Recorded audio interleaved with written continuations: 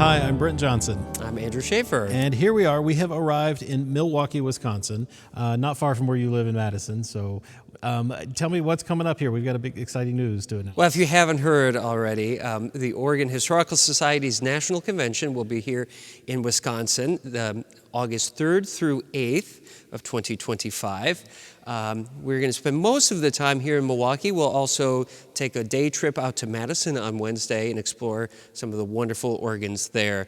But we haven't hosted a convention here since 1990. Yeah, 1990. 91. It's been a long time, decades. And some organs that were featured at the convention then have unfortunately gone to their eternal rest. But some organs that were not historic back then are now historic, and we've got some exciting transplants in the area, some that have happened since the last convention. So it's definitely worth your time. Even if you came in the 90s, we have a lot to offer. And this is one of the instruments that is historic. It's a Felgemaker that had been redone by local builder Charles Besch in the 20s. You're going to hear far more about that from a source far more capable of telling the story than I, David Bond. But this is an organ that actually was worthy of being featured at the convention in the 90s, but was not. And so this is a gem you'll hear for the first time. Something new. If you were here in 1990, you're going to hear all kinds of things you didn't back then. And we're going to bring you all kinds of things. We have a little preview of some of the instruments that will be featured in the Oregon Historical Society's convention coming up over the next few weeks.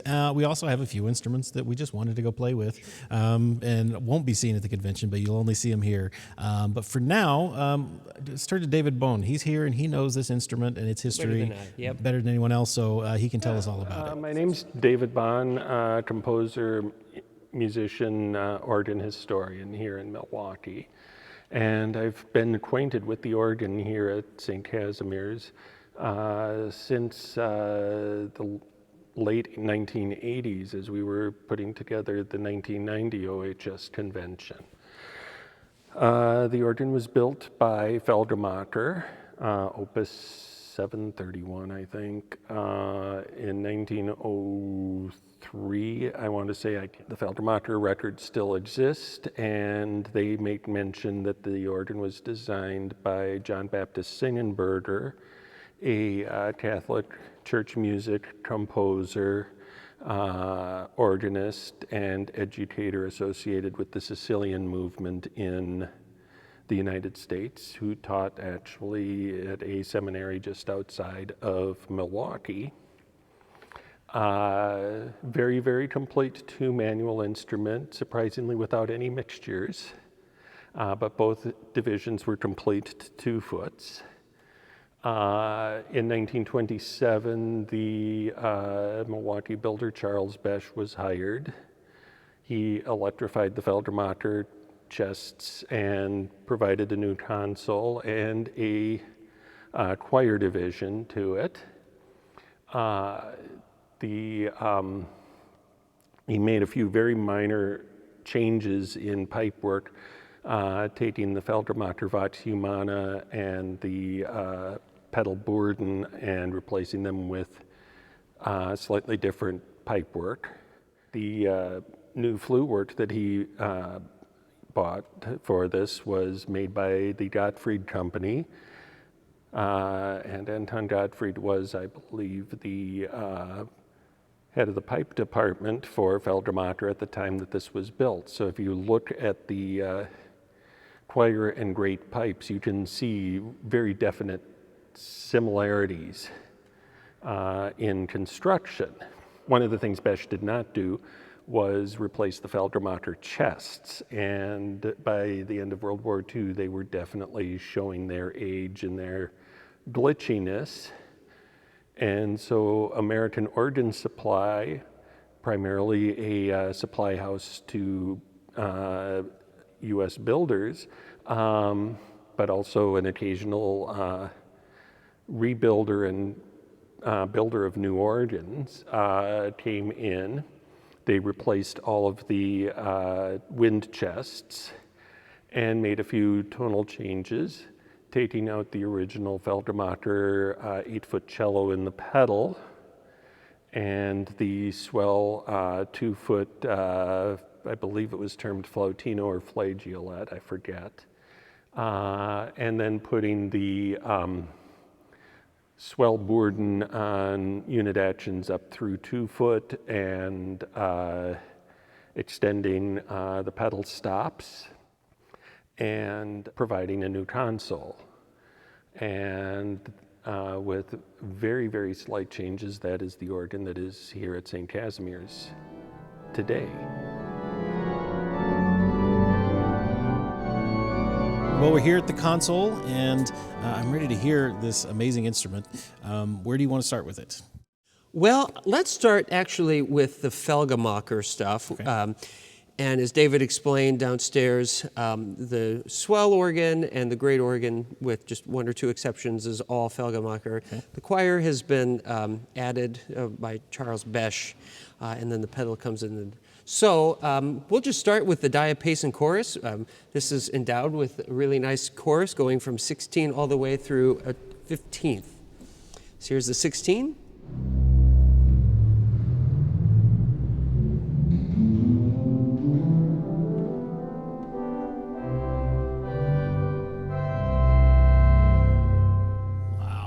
Yes, that's amazing. That's the manual diapason.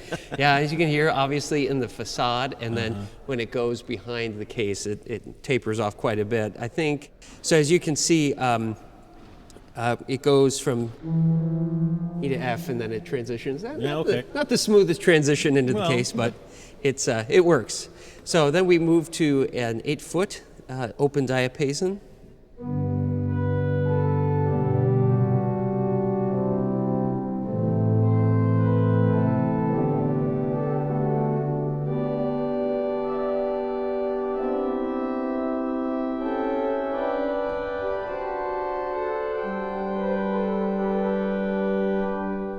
Nice and stringy. Big sound, though. But it's not super tubby. I mean, it's got some ascendancy to it. But it's still got some warmth.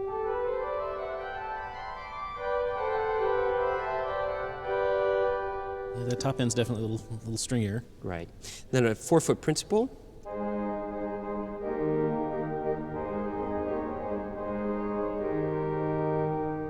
That is really stringy, I think, compared to certainly stuff that Besch would have been doing in the 20s. Not that he touched this, but the fact that they left it alone is really kind of neat. And then a 12th.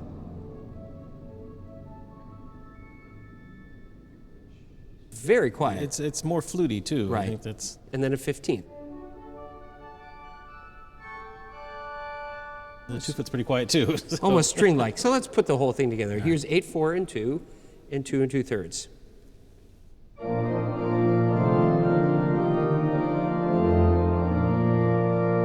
Now with the 16-foot open.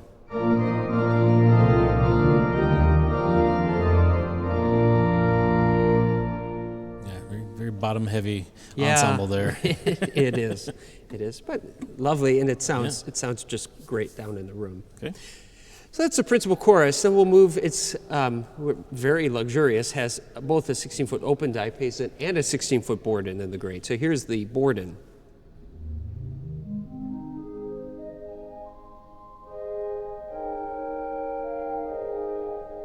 Really beautiful up there. Almost doppelflute-like. Almost. And then we do have, indeed, a doppelflute.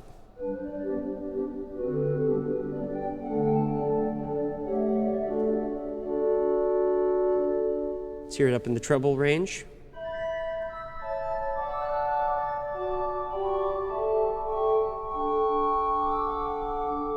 And then down.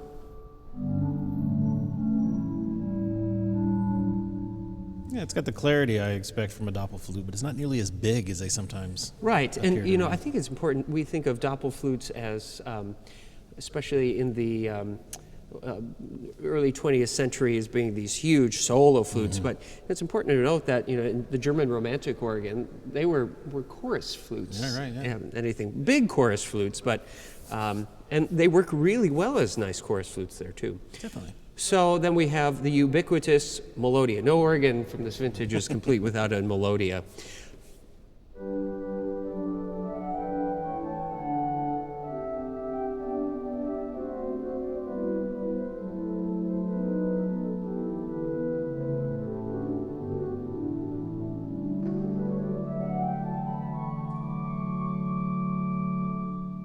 And listening to the stop, I hear some really nice articulation up here.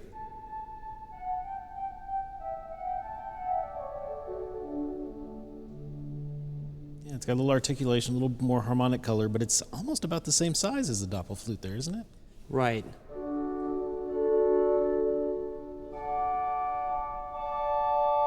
A little bit smaller. But again, I'm used to the doppelflute being this gigantic, big solo sound, Exactly. and here it's just a little more reserved. That's okay. In a 4-foot flute, when David takes you into the organ, you'll be able to see the construction.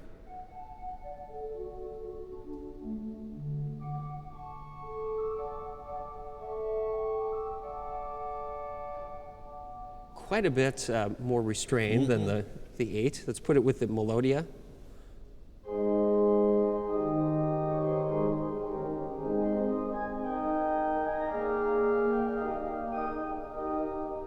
Actually works rather well. Let's try it with that stringy 2-foot.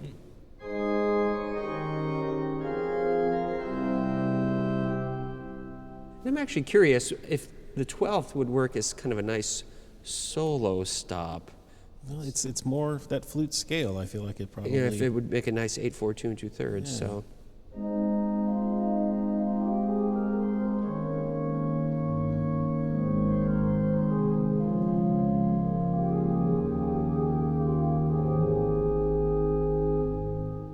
The more I listen to the 12th, it really belongs in the flute it just family. adds a little It's more just- color to the flutes. Yeah. You would think it would be principal scale, but it's Yeah. not. So, Okay. So then we have 2 strings in this division, the gamba, which, as you would expect, this vintage is rather keen and robust.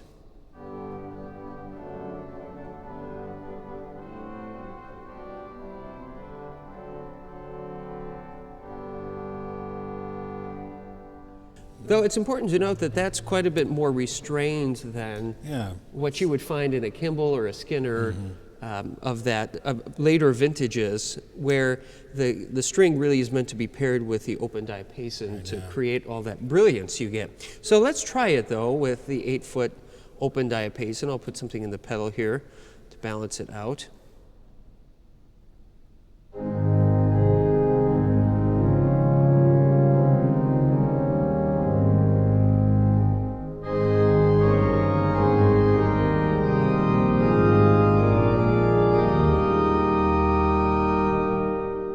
Without.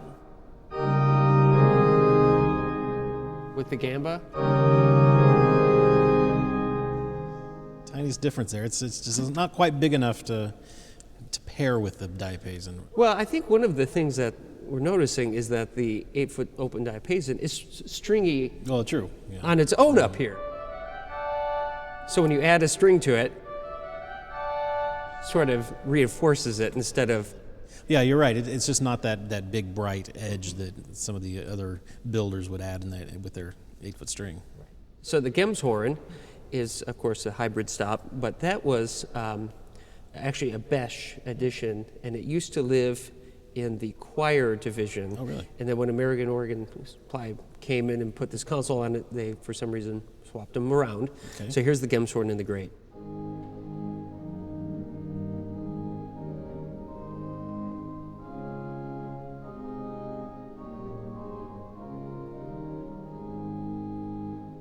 Really lovely stop, though. Nice to have some softer sounds there in the Great. Here it is with the Super.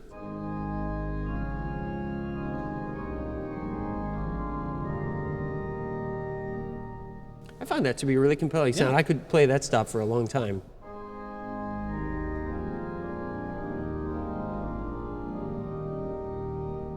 Sort of quiet accompanimental. I was going to say it would be perfect for accompanying Yeah. a soloist or something like that. Nice harmonic development, but it still has some ornamental. So that's the Great, with the exception of the trumpet. Yeah. This is Felgemaker, and I have to apologize. This organ is well cared for by Stanton Peters. However, it has not been tuned yet this fall. We've just had a little bit of a temperature shift. Yeah, it is much colder today than it was yesterday. So here we go.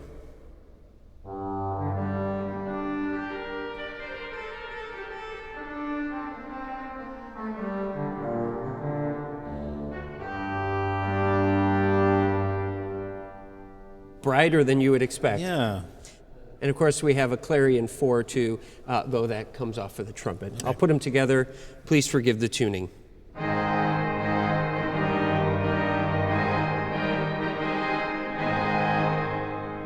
I promise we'll have a tune for OHS. Okay, all right, don't worry. So that probably adds quite a bit of color to the principal chorus and having those bright, not overly powerful reeds, but colorful. Okay. So let's move on to the swell. We have Lieblich in the gedeckt and a 16-foot Borden in the great. I mean, I'm telling you, these Polish immigrants knew how to live it up. Yeah.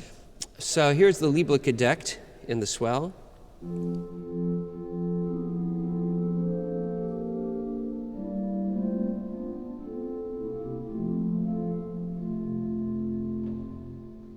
Lovely. Nice it is gentle. Getting to be almost Christmas almost. time. It's the trees are up at Costco, so you know.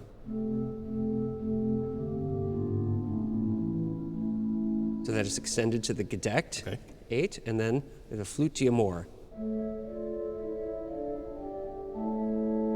All the way through a flautino.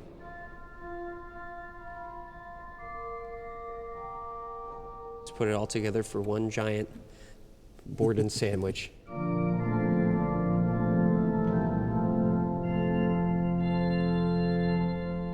And I believe the Nazard comes out of that too. How about that? That stops doing quite a bit of duty up there. Yeah, indeed. All right. As happens. And I'm sure that Felgemaker did not do that originally. I'm sure that was maybe Oregon Supply did that.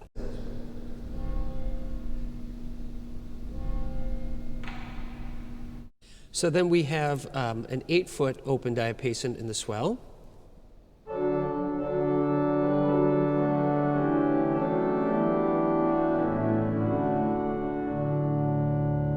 The box closed. Mm-hmm. It's a big diapason. It's almost bigger than the great. Let's listen.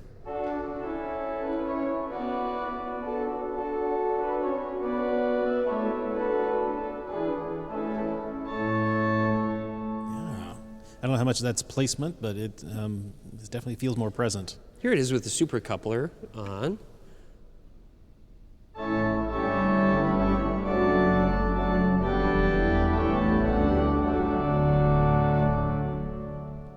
So I guess if you have to play your Bach, you know, you can go.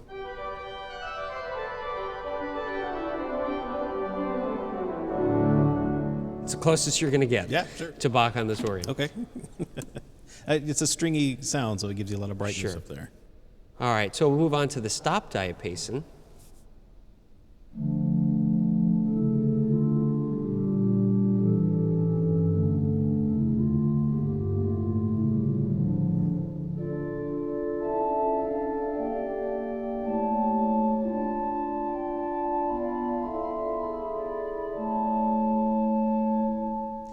Just from my memory, compare that to the gedeckt borrowed from the 16th foot.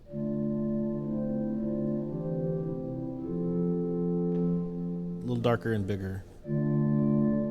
Now let's compare it to the doppelflute. So far, this swell is smoking the great. I'll tell you that right now. Just wait till we get to the reeds. Yeah. So we have a solitional 8, of course.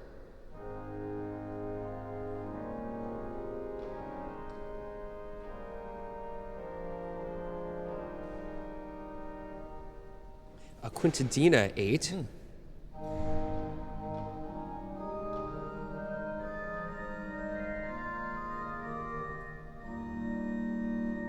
Walter Holtkamp would be proud. Yeah. Of course, quintadinas were not unknown to organs like Felgemakers and Hastings and things like that. So that is indeed original. Okay. We have an aeoline.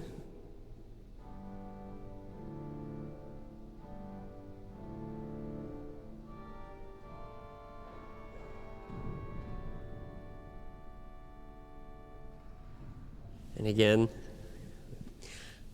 aeolines, I don't understand them. I assume they were I've been told they were for accompanimental, but what a lot of real estate to take up for a super soft stop. Yeah. Just shows you that life was a lot quieter back in the day. So then we have of course, a celeste. Let's try pairing it with the aeolene first.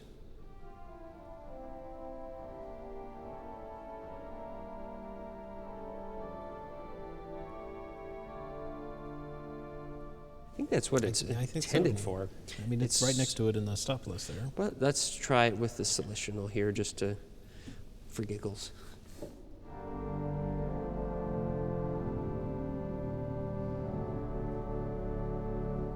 You could pass it off, but I really do think it's meant to be with the aeolene. So we found a reason for an aeolene.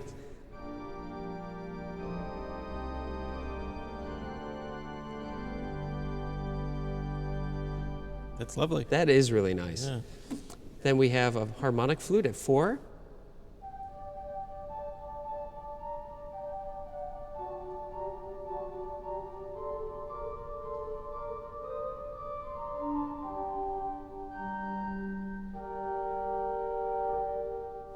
It's got to be bigger than the great 4-foot, isn't it? It's much bigger.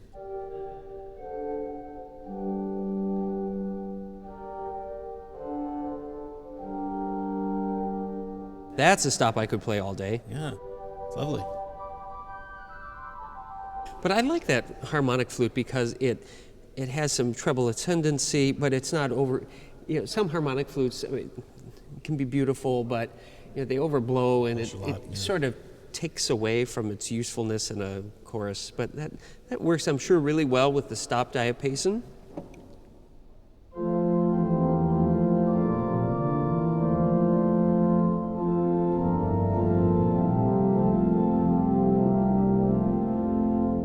And with the gedeckt.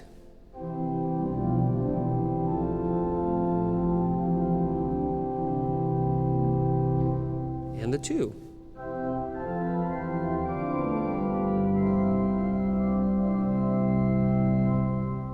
Yeah, very nice.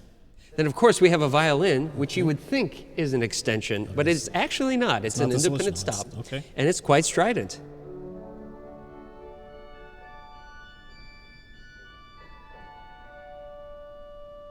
So let's play around with this stop and see its usefulness. So here it is with the solutional.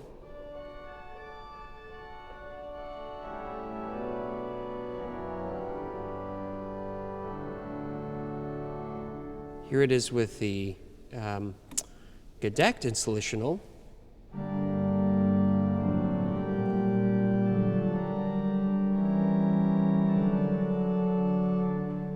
Here it is with the stop diapason added in there.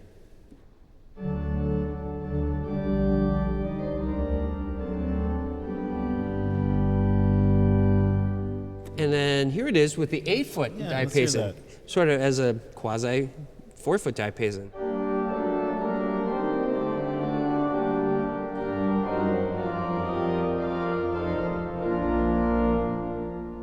A 4-foot string, especially in a swell division, is one of my favorite things because it's just so useful in so many little places. Independent string. Independent string, of course. Yeah. Because it gives you something a little brighter than the 4-foot flute, but not as loud as a 4-foot principal, and it's left out of so many modern organs. And I really feel like it's something that we need to keep bringing back. I do think it's making a comeback. Our new organ at Lutheran Memorial will have a saliset at 4, and actually down the street at St. Paul's Student Center, which you've done a video at, they have a 4-foot string, and you can use it with the 8-foot strings, and you don't miss a supercoupler. Right, It just does it, and it gives it a nice shimmer without really overemphasizing the 4-foot line. Super useful for use with strings, super useful for use with flutes and accompanimental things. It's often especially when accompanying, you just want something a little brighter, but your next step up is often too big because it's more for literature than accompanying. And I do think it's important that it's independent, because you want it scaled differently. You don't want it as big as the 8-foot. Yeah. So, well, it's a wonderful thing. I'm sad they went away for so long. Yeah, they're making a comeback. And organ builders in Apoba, especially, you'll be listening to that. Take our advice. So here we have the cornopian, again, a Felgemaker reed, very strident by today's standards. Yeah,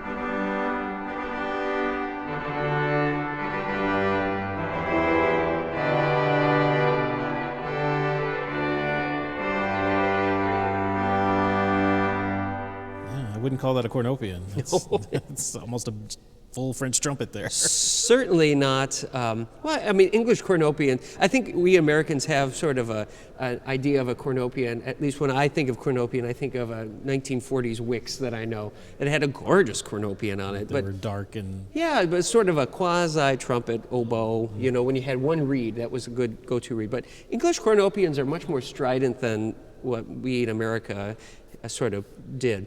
So here's the cornopian in the swell, and I'll contrast that with the one on the grate.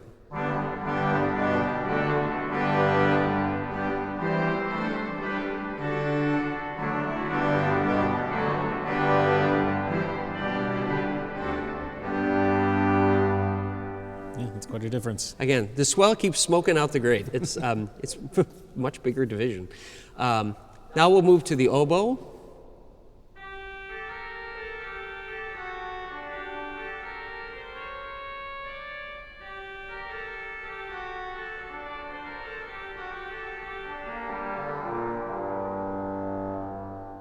Again, not what you would expect. Yeah, that's almost a trumpet on some instruments. Yeah, That's actually, it is. So then we have a vox humana, of course. No mass in the 20s would be complete without it. And this was, the original Felgemaker did have a vox humana, although Charles Besch swapped this out for this one, made by Gottfried.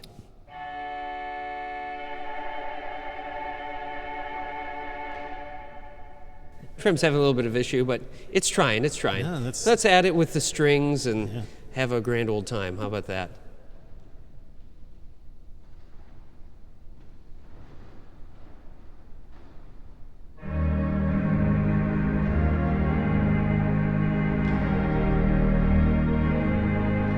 Add it to the grate.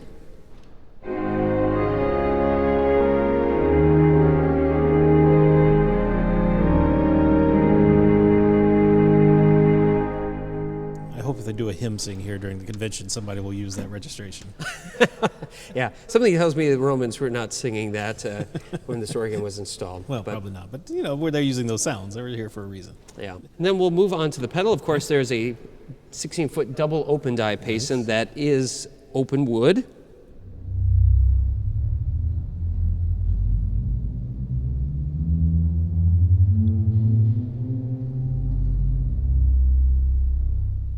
That is a nice open wood. Lovely, yeah, it's a great sound.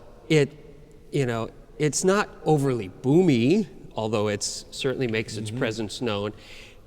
It has nice pitch definition, and it's prompt. I mean, listen to that.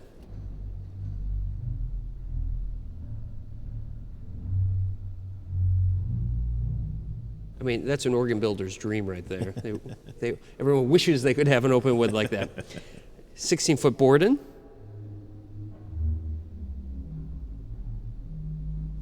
Is that one of the manual Bordens? It's independent. So it's a separate...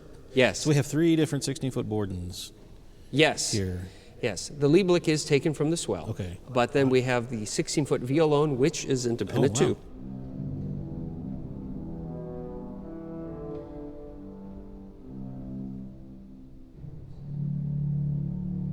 Low C's not working today. Okay. So all of those 16s are independent, save for the Lieblich. So actually, let's count how many 16s here. I'm telling you, when these Polish immigrants built this church, they were not messing around. All right? So we have the 16-foot Lieblich in the swell. It's 1. 16-foot open wood in the pedal, the double open. A Borden, independent, 3. Violone, 4. All right? The independent 16-foot metal open, double open diapason in the grate. And then the independent 16-foot Borden in the grate. So we have 6 16-foot flues, of which 3 are full-length stops. So what a luxury this is. Yeah. And it's interesting that the grate 16s are not wired into the pedal. You can couple them down, of course, if you want to make it even more. But Let's try it. Let's put them all together here.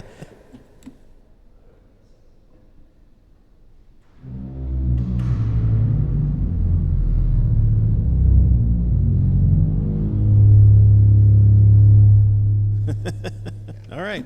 A Schlicker, this is not. That's not to knock Schlicker. I think they wonderful. Just a different idea here. Very different idea. Yeah. Okay. So then we have a 16-foot tuba.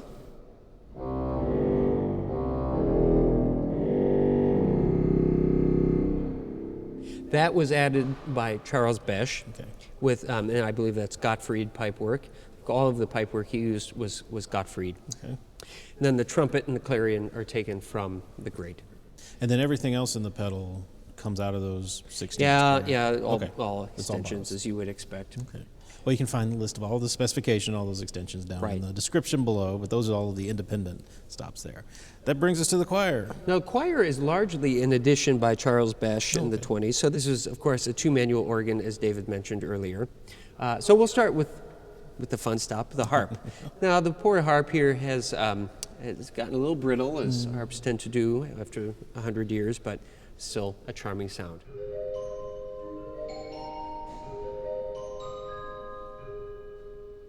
Becoming a glockenspiel. Right, it's a chameleon. And then an 8-foot clarinet, of course, Gottfried.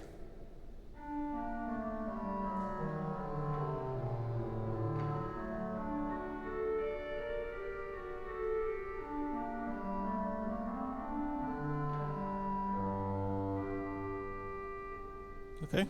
Lovely. And then we have, I'll just work my way backwards. The tierce, piccolo, and Nazard all come off of the concert flute, as does the 4-foot flute. So this is doing a lot Big of work. unit in there. Yeah. Here's all just, so I guess I'll start with the concert flute and build up that Okay. chorus.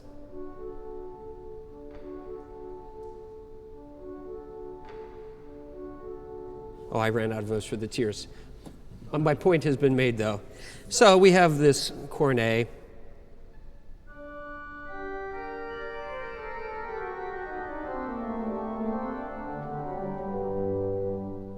Okay, it works.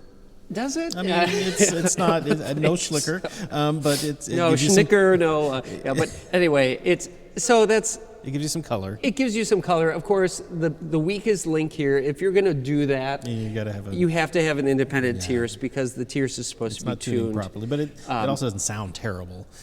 No, sometimes no, those borrowed no, right. mutations just don't work. But here it blends together, and So I think it works better if you just use the 8/4 and 2 2/3.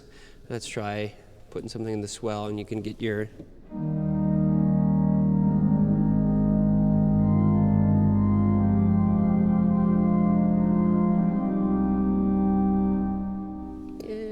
Okay. it'd be better with the clarinet. Maybe. We'll move away from the cornet here. Okay. And then violin diapason.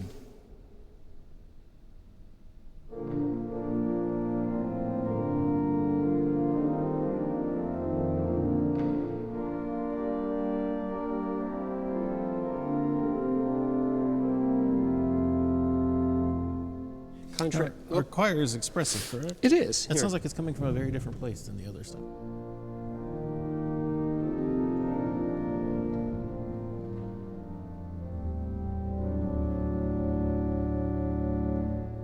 As you can see from the shades, they have individual Yeah, individual pneumatic pneumatics.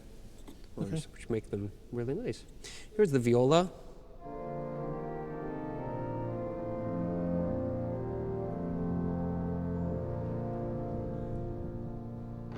Sort of similar color, but a little softer. As on most organs, the violin diapason is really lovely by itself.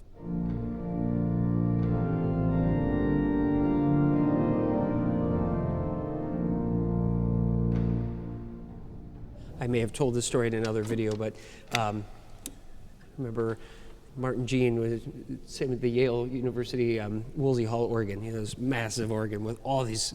Every stop is gorgeous in its own way, but his favorite was always the violin diapason in the choir, which is, why would you say that? And then you played it, and you're like, oh yeah, that's very really useful, beautiful. effective.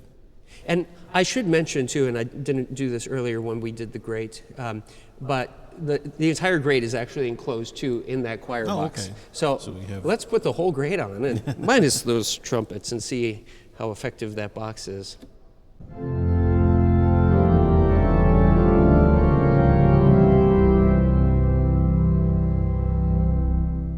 That's really effective. That's a nice sound. It is. To be able to take that full thing and close it down.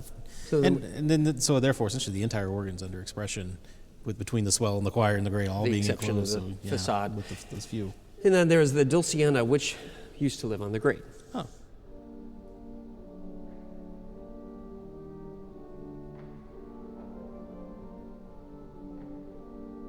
We might have a competition with the Aeolian here. All the Dulciana wins. Yeah. All right. And then an Unda Maris, and this is actually William Schulke pipework. Okay. That ended up here. So, but Imagine that. lovely. Yeah, here in Milwaukee. We'll take a Schulke anywhere we can get it.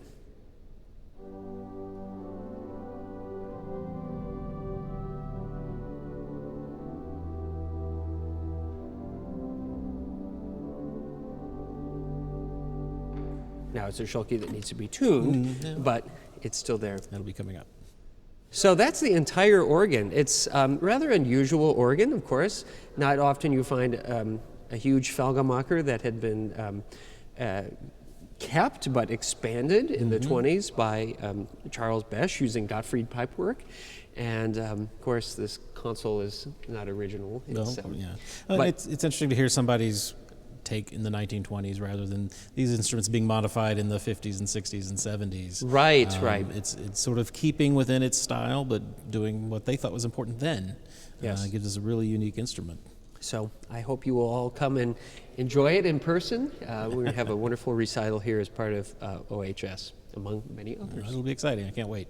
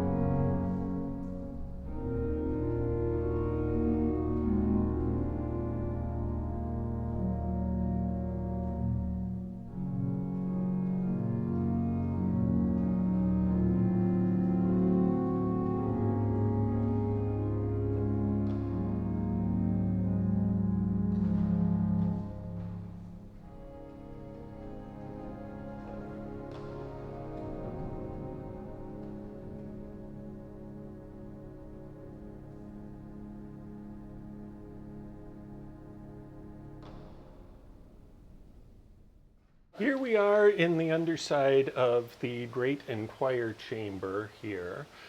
Standing underneath the two great chests, the choir chest is over here. These chests were built by American Organ Supply using the final incarnation of the Whitehart/Wangren universal chest. What we're seeing here on the bottom, these lateral pieces are actually the individual stop actions for it. When they are pressurized, the stop in question is off. When they are exhausted, the stop is on. And one of the nice things about this design from a technician standpoint is that if you take the bottom board off, you're pulling just the bottom of the stop action, none of the key action. So you can actually sit here and adjust the individual pneumatics and valves for response while the pressure is up. So it's actually a very nice design for working on. And unlike some other designs, if a pouch actually fails, you get a dead note instead of a cipher, which is nice. So back here we've got the Felgemaker open wood and the American organ supply extension thereof. So this is the swell, which is on 2 chests with the violone and the tuba back here.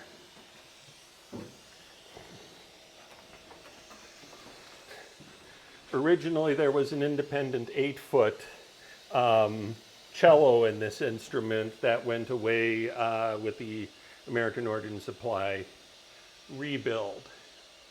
Unfortunately, we've never been able to get to the pipes to see if the top octave of the cello became the octave extension for the violone, but that's the way it is sometimes. So this is the swell pipework.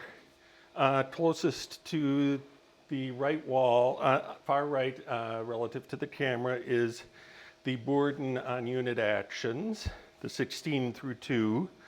Then we've got the stopped diapason, the quintadena, the harmonic flute, cornopian, oboe, and on this side we've got the vox humana, the violin, the 3 strings, and then lastly the open diapason. And behind us is the tuba and the violone.